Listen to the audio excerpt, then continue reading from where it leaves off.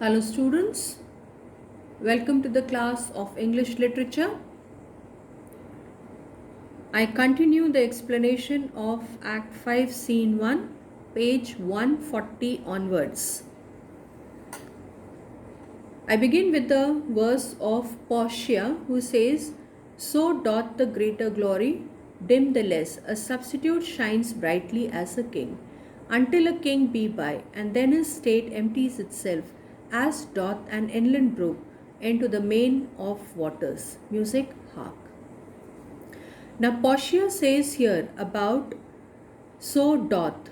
Doth means does. So it is being told over here that the glory of a person, the glory of actual person, gets dim. Gets dim when a substitute shines brightly as a king. That means a person who is temporarily acting as the king, a person who is temporarily acting as the king, the brightness of the substitute, what does it do? It dims the glory of the actual king. Until a king be by. When the king is present and then his estate empties itself. So glory,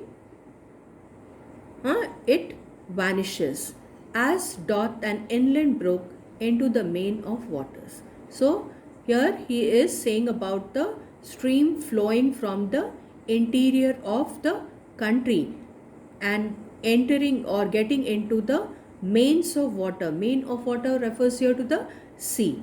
Music, hark. Music, hark means listen to the music of the waves of the flowing water. Nerissa, it is your music, ma'am, of the house. So it's being told over here that it is your music. Now when she is saying here music of the house, she is referring to a company of musicians belonging to Portia's household servants. Nothing is good, I see, without respect. Methinks it sounds much sweeter than by day.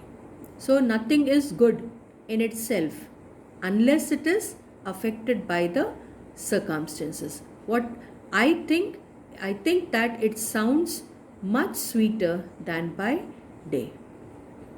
Silence bestows that virtue on it, ma'am. Now Nerissa gives the reply.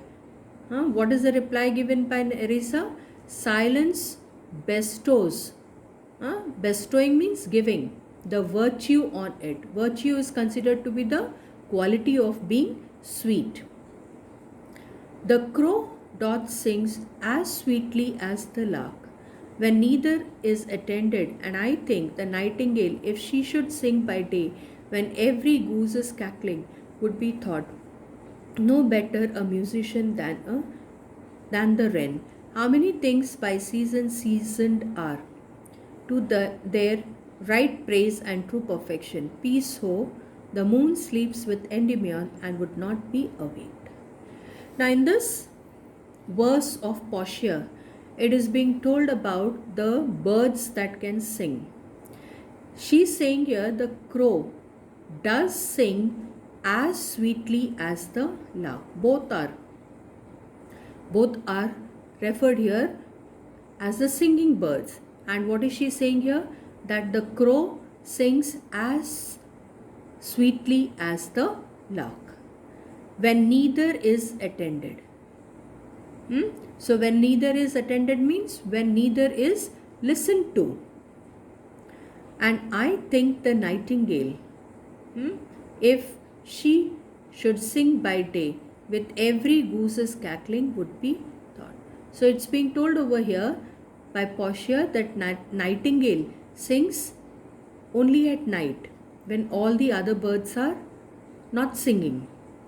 Okay, so nightingale sings only at night when the other birds are not singing. If she should sing by day, if the nightingale has to sing by the daytime, when every goose is cackling. Every goose over here refers to the every common bird. Cackling means making the harsh sound. Would be thought no better a musician than the wren. So it is being told over here that in such circumstance, the nightingale would sound no better a musician than the wren. Wren is a small bird not having a pleasant sound. How many things by seasoned are to their right praise and true perfection. Now she is in these two lines asking that how many things are perceived at their high perfection. How many things are perceived and praised. And praised. Peace, hope means the moon sleeps with Endymion. So she's saying to have peace. The moon sleeps with Endymion.